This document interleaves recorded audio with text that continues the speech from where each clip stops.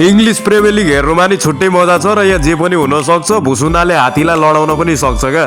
तर हाँस उठ्दो कुरा के छ भन्दाखेरि हिजोको दिनमा सिटीलाई कसैले पत्याएको थिएन पेप गार्डियोलालाई। अब अर्को साल त स्याक हानिहाल्छ, यसले त केही गर्दैन। अब धेरै होइन 7-8 पोइन्टतिर जान्छ भन्ने साथीहरू आज सिटीले टेबल टप्न लागिरहेको छ क्या। उसले टाउको ठोकेर हुन्छ कि टाउकोमा हानेर हुन्छ कि लडेर हुन्छ कि मरेर हुन्छ कि टेबल टपमा पुर्याइसक्यो भनेपछि त आर्सेनलको हालत जुन अघिल्लो सिजनमा जस्तो थियो त्यस्तैतिर फर्किन्छ जस्तो लागिरहेको छ।